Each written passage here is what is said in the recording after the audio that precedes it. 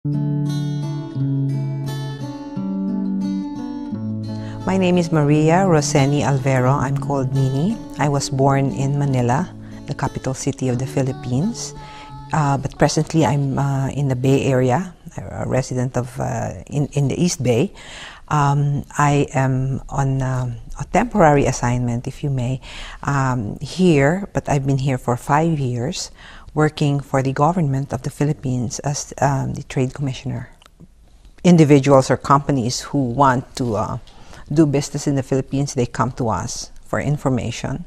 We provide due diligence when they want to visit the Philippines and start some exchanges there. We facilitate their visits. We hold a number of trade promotion activities here, like participating in trade shows, in expositions, in conferences. We connect business individuals. We match businesses here and there, and we enable both to learn more about each other's market. We have more political leaders, women politicians holding elective positions. That we have more CEOs of companies. I just want them to be visible, because right now the Filipinas are invisible in this society, and with that they would have the ability to influence the younger generation of Filipino women. Women in general and the Filipinas mostly have the ability to connect very well with each other, and so they have made or generated a good network among themselves, and this has generated a lot of connections and exposure in various areas. Most of the Filipinas that came here, I should say, professional women that came, were in the healthcare sector. They're not really entrepreneurs or businesswomen, and I think that goes true for even the male population of Filipinos who migrated into the United States. But I should say that in the Philippines, there's a lot of interest for Filipinas to become entrepreneurs and exporters at that.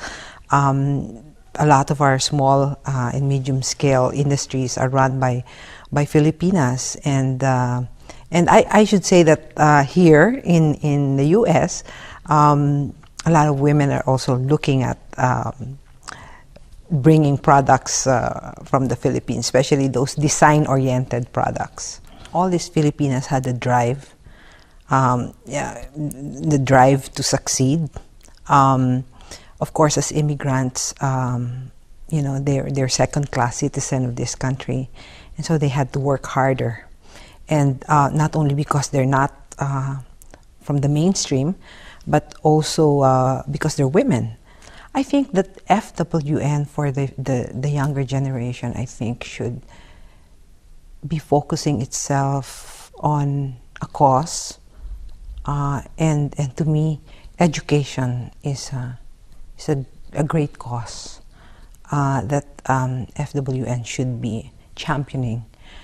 A lot of our school teachers from the Philippines are coming here to teach American children. In the Philippines, we do have a big population, and it takes a lot to educate the population. In America, I think you can't get to where you want to as Filipinos or Filipino women unless you have the education. So I think that's one cause that I think FWN should be championing for our people. We have a program, our government has a program called Balik Scientists Program, And it encourages the Filipino scientists who have left the Philippines and pursued further studies here and never came back to come back to the Philippines and educate the Filipinos of what they have learned from this great country, and hopefully, you know, we are advancing our skills and our competencies at the same time. We have these wealthy Filipinos who because of their, you know, their life work or their careers here or their businesses here, we would want them to also take a look at how they could give back in terms of endowments to our schools.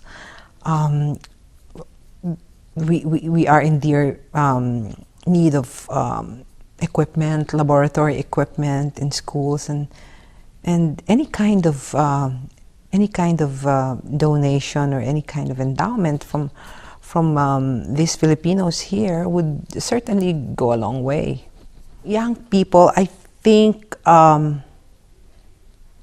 they have to know themselves first. They have to know their interests and really pursue and have a passion for those interests. You know, when you pursue an interest, it just doesn't end there. What would you want to be pursuing that interest? And that's when you find a role model.